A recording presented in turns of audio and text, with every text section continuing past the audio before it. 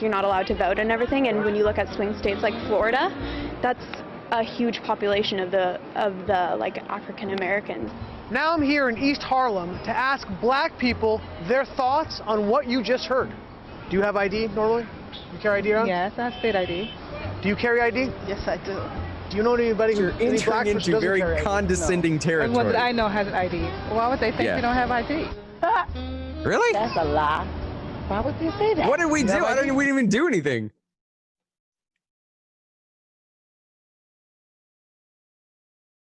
Do you think it's, bro? Do you think it's for playing like copyrighted material? Like, because that was a straight Fox video, but it can't be because there's no way they could do that. No, we're on now. Hey, back to it. Whoever's watching me, right? All right, we'll roll back onto it. Yeah. Hey, just join us back. I was going through a video of Ami Horowitz. He's a guy that 3 years ago was working for Fox News, and he played this video where he was walking around the streets of some liberal college campus. I don't frankly know where it is, nor does it necessarily matter. The opinion's going to be the same regardless of what part of the country you're in. But he was asking, obviously primarily white people, hey, what do you think about voter ID laws? Their response was, well, clear, they're racist. And the reasons they were giving for why voter ID laws are racist were themselves racist. The answers, the justification was in fact racist. The things that they gave as an answer was, well, you know, there's just in marginalized minority communities or lower socioeconomic communities, I'm doing a major favor for them to say it that way. They didn't say it that eloquently, but in lower socioeconomic communities, there's less of an ability to say get to the DMV or to actually know where the DMV location is. They don't necessarily have an ability to use the internet. You know, they may not have the funds necessary to actually pay for unlimited data on a smartphone, or goodness gracious, they certainly wouldn't be able to have a smartphone. And they may not be able to have actually, you know, access to the type of identification that, say, I would have access to. Really? You don't understand how that's condescending?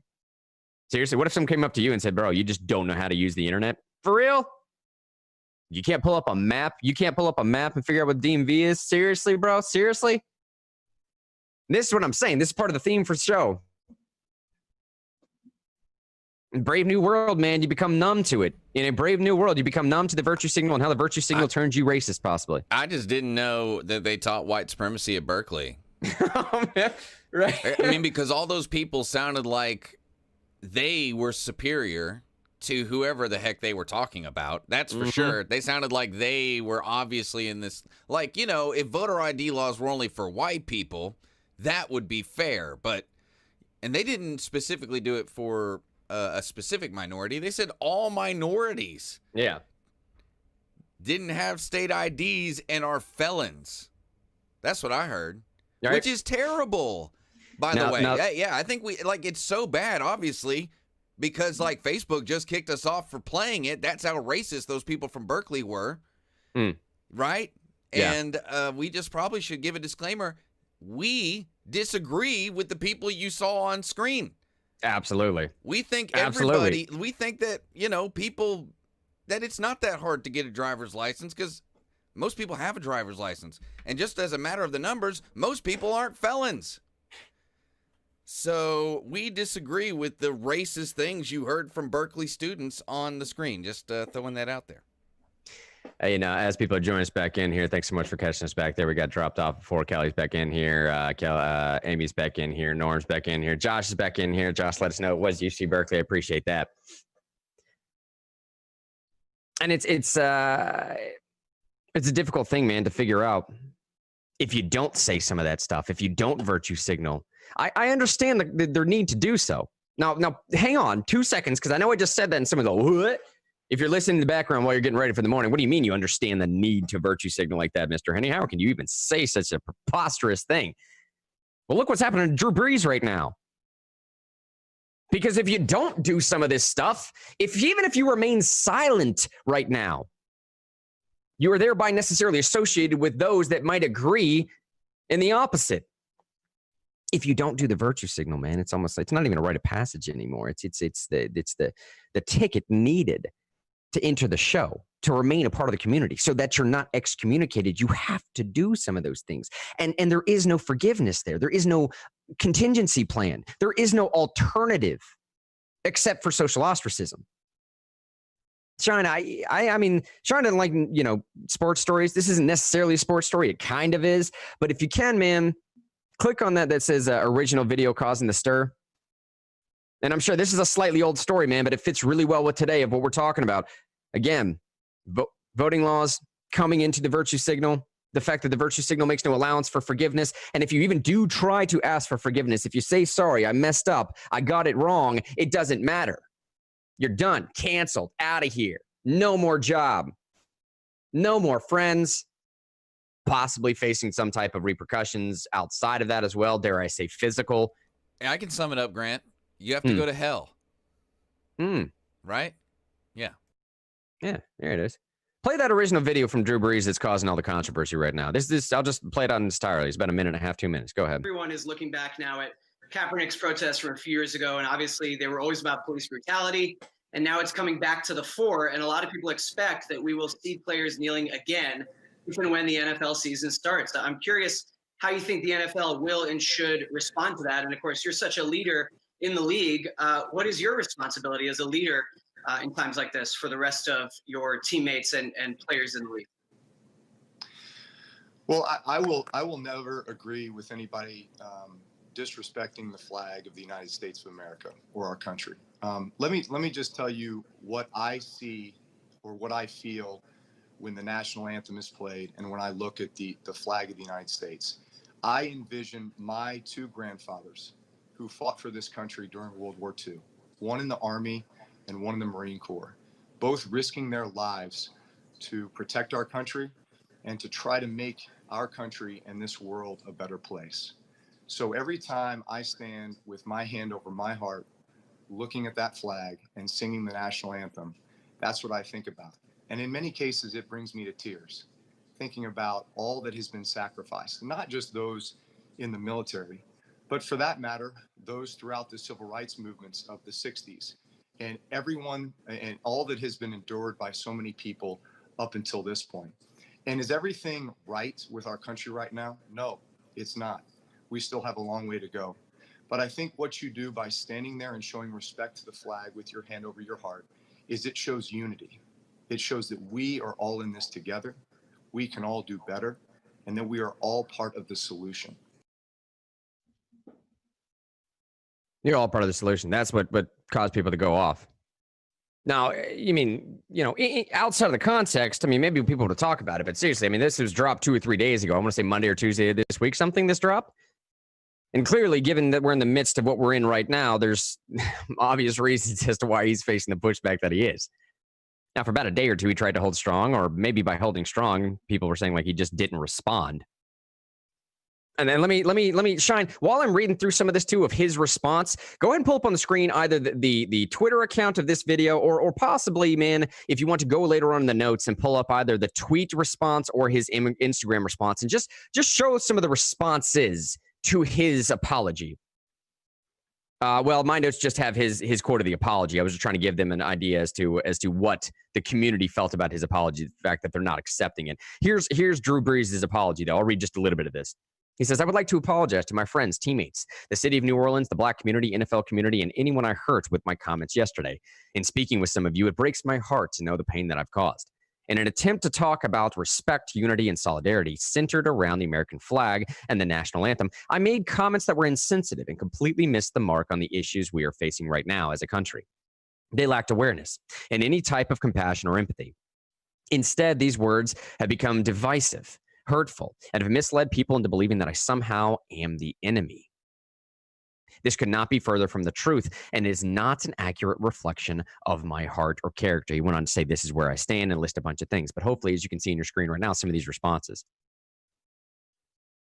The responses he's getting right now, buddy, are, no, sorry. I mean, it's a little bit of mixed. Some of them are saying like, yeah, okay, good, we'll give you an apology. But the vast majority of people, here is the problem with the new age culture that we're living in, y'all.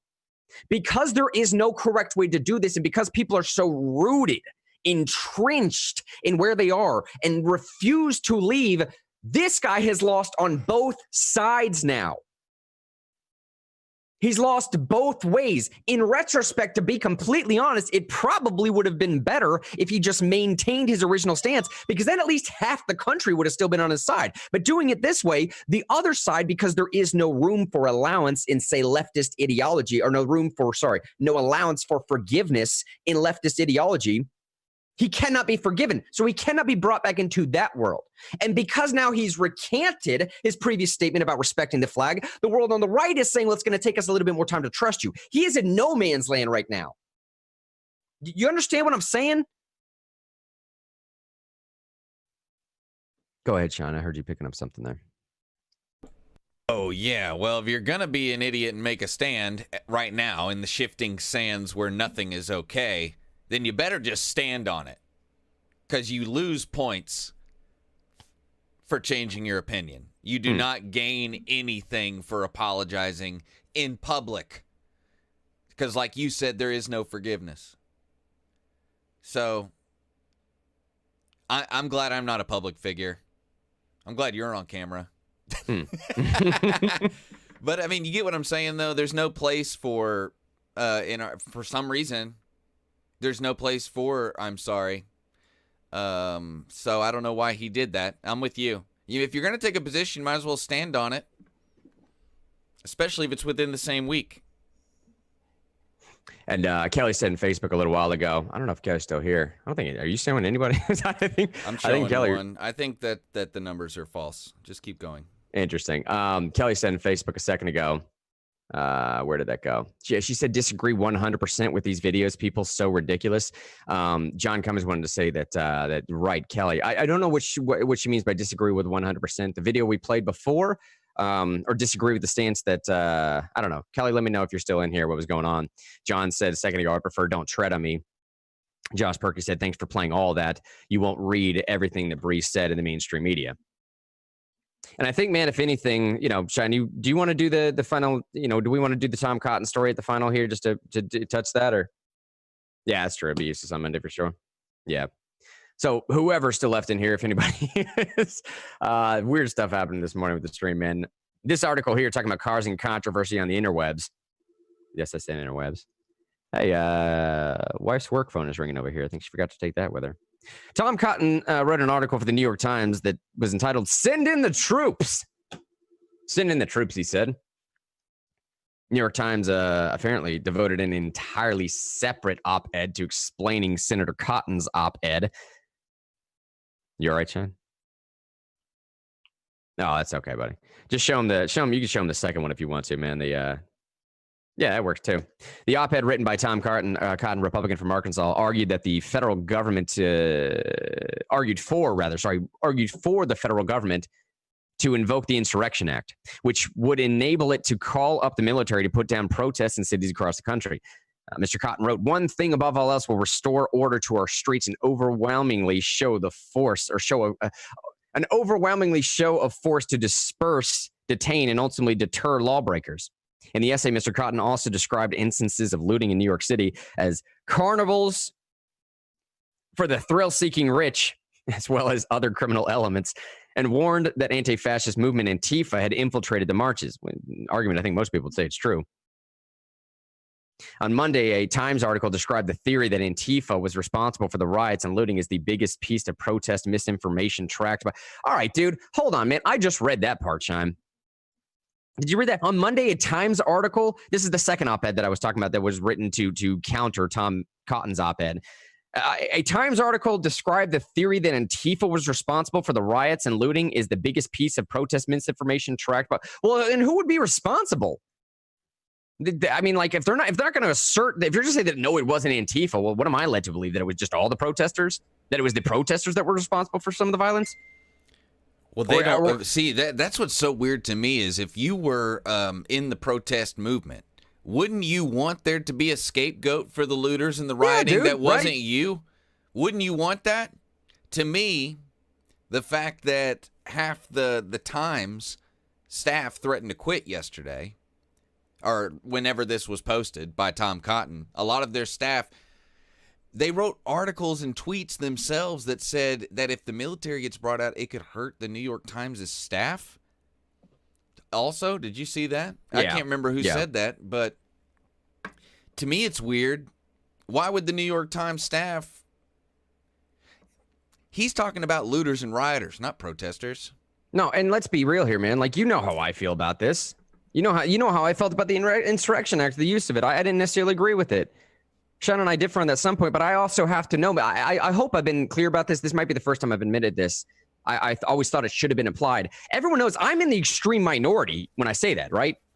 Like, I thought that was, maybe I didn't mention it because I was assuming that was implied when I was making these statements the other day, maybe by my tone of voice or delivery or something. But I'm in the extreme minority when it comes to people that do not want to see military troops running across the streets to quell this type of violence, that is. Sean, if you need time to look that up, let me know. But if you have some of the stats ready, let me know too of the percentage of Americans that was actually supporting the invocation of the Insurrection Act. It's the vast majority of Americans. The vast majority of Americans that were supporting this type of stuff. And David Brooks comes out with this tweet following. He's another op-ed journalist from the New York Times, not even trying to defend Tom Cotton's stance on this. Just trying to basically say, this is his tweet, I'm quoting it directly, quote, "I believe in democracy. I believe in a free press. I believe in open debate. I love it when my newspaper prints pieces I disagree with. It causes me to think." Grant? Guy almost lost his lunch on Twitter for it. Go ahead. I don't know if the recorded video will work for this, but we did get a copyright deal from Turner. Turner? Turner Sports, which maybe owns Yahoo Sports. But it says that this video that we're doing right now is blocked worldwide. What? On YouTube? No, on Facebook. Oh, Facebook. That's why we only have, it says we have 2 viewers now. But if there is someone watching this for some reason right now, because it says we have 2 viewers in there, this is why it's so important to bookmark realnewsradio.live. Realnewsradio.live. Was it from the only thing I have from Yahoo booked to, in the show notes at all, is it from the Drew Brees video we played? That's what I'm saying. It's from Turner Sports. And yeah, Amy just texted me and said, messaged me, "Hey, the video I was watching disappeared. Like, I can't get back in. And when I was in and posting, it said my comments couldn't be posted because the original video was deleted." Get out of town. That's crazy. The video crazy. from page Real News was blocked because it may contain music, audio, or video that belongs to someone else. Turner Sports. The only things we can do is submit a dispute or delete the video. Richard just said a second ago that we may still be up on the YouTube channel. Yeah, we may be. That's what I'm saying. Like, it's all That's good. Crazy. If you're watching us on Mixer, Twitch, or YouTube, you need to bookmark realnewsradio.live as well, because this could happen anywhere. So you want to have the availability to check us out on the streams wherever you are. Hey, Grant, I think it'd probably be go ahead. We were at 11:06 anyway. Let's go ahead and run the outro and say goodbye to anybody who's listening to other streams. And we will be ready for you Monday morning at 10 a.m. on the various platforms. And we'll try to figure out how to not have what we feel like is publicly available information available to be used for fair use. Yeah. And give that to you in the future. I'm telling you, bro, I don't know how these tech companies are going to need to figure this out, but they're going to need to be able to figure out on the fly in an instantaneous manner how their algorithms are kicking down stuff that is clearly covered under fair use. They're going to have to be able to figure that out. I don't know what to tell you. So for the one person still watching in Facebook, I don't know how you got in here. Oh, it's me. I'm that one person because I've stayed into this stuff. That's awesome. All right. So for myself, David Shine Thompson, and whoever else is on YouTube, you guys are awesome. I love all y'all. Love this community we're building. We'll cut up the show here later on today, send out some stuff. We'll be back on Monday doing it big. Stay safe for the weekend, y'all. Love you.